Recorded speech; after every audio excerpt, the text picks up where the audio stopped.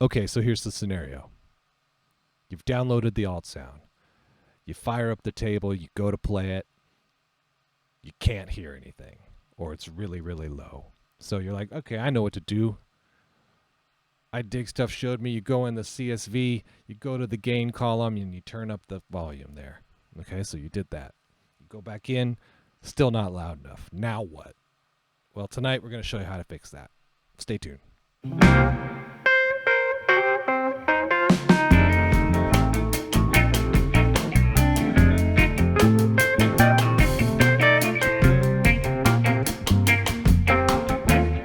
Okay, so what we're going to be talking about is normalization. Basically, for us, what it means is we're going to get that audio file nice and hot without clipping. And that works best for what we're doing for creating alt sounds. The way we're going to do it is a couple of steps. I'm going to show you the way I do it in an audio program called Reaper. Now, you can download Reaper. It's free to use. It's a small application that's incredibly powerful. This is the one that I recommend and the one that I use. So first we're going to open up a browser. We're going to search Reaper.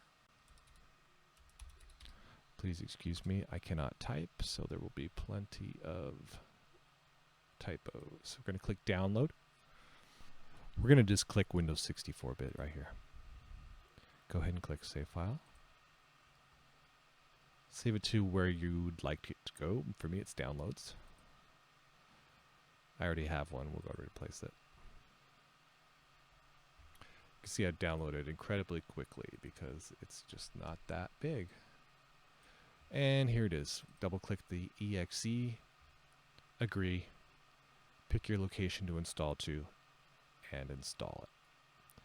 See, total is 132 megabytes. This should be useful and not too heavy on your system. I'm going to cancel out because I already have it installed. Okay, then just go ahead and open up the program.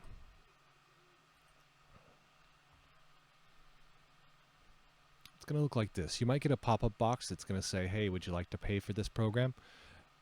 I recommend you do. It's a great program. But I used it for a number of weeks before I actually purchased it. If you let it time out, you can go ahead and use the program and get used to it, see if you like it. And you'll still have access to all the features. Okay, so now we want to go to the audio that we want to import. And in this case, it's our Altsound audio. So we go to our Altsound folder, vpin main, Altsound, Simpsons. And we're basically just going to click in there, click Control A, move this over a little bit, and I'm just going to grab it, drag it to the top left corner, and drop it. We want to choose separate tracks. Totally fine. See how it couldn't not import 3 items? That's your CSVs because they're not audio files, so it can't import them. It's like, what are these? So click OK. Looking at the waveforms, the files as they are or in their original state are pretty low, right? There's not a lot of gain happening here. So all we're going to do, and I'll zoom in so you can actually see what happens. We're going to hit Control-Shift-N. Make sure these should all be selected. See, this is what they're not selected. When you select one, and then Control-A, and you'll select all of them, okay? Another thing that I like about Reaper is that you can see that it's automatically added little fade in and fade out on every single file when you imported it. That helps to clean up the audio files. Now, if we had to do that 500 times because we have 500 audio files in here, that's going to be a little tedious. Well, Reaper does that automatically when you import the file. And if for some reason it doesn't, it might be a setting or something like that. Let me know in the comments and I'll find it for you. Okay. So, with that said, Shift, Control N, boom. So you can see the difference here. All normalized, they're ready to be exported. Click Control Alt R. That's going to bring up our render to file window. Here under source, we're going to pick selected media items, just telling it to use the media items, audio files that we've selected. We're going to click the tail off. We don't want to add any extra time to the end of the audio. We'll make sure they're all selected 526 media items. We're going to browse to the location we want to export to. And I've made a folder here called SimParty Normalized. You can just go browse directory and then you would navigate to it. You can also make the new folder, but in this case, I've already made it. We're going to make SimParty Normalized. Now, the reason we're making it SimParty Normalized is we do not want to export these audio files into our pre-existing Altsound folder for this table. The reason we don't want to do that is we're using the files in this session to normalize. So you'd be technically reading and writing to the same file, and that's not a good idea. So what we do is make a different folder, SimParty Normalized, and we'll drag and drop after we do this step. Next thing you want to do is come to the file name, and we're going to use a little command here. Just make sure you type $item.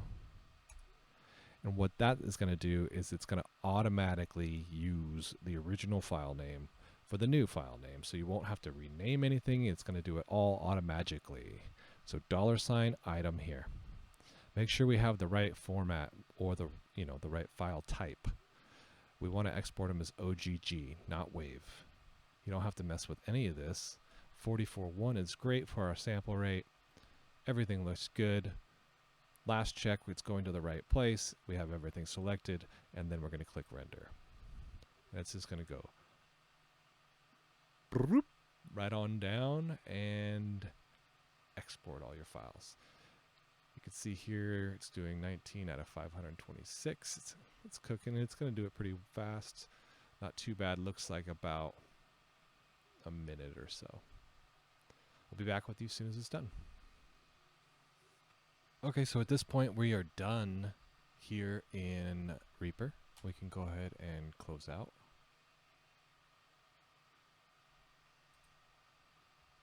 We do not need to save it. And now we are going to go to our Altsound folder. So here we are, Altsound. And our SimParty Normalized. And there's our files. We can come in and spot check. Ow! Sounds good. Sounds like files are working. Okay, so we're all good. Now what we'd want to do is we could back these up to another folder and then simply come in here, select all, cut, and then we would paste them right in here. We could overwrite these, but I'd recommend just backing them up just in case.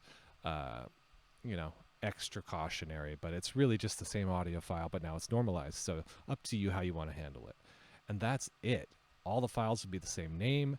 Everything will be the same. You'll go in and play it, and all your audio files will be nice and loud without distortion. So I hope that helps you guys, and we'll see you next time.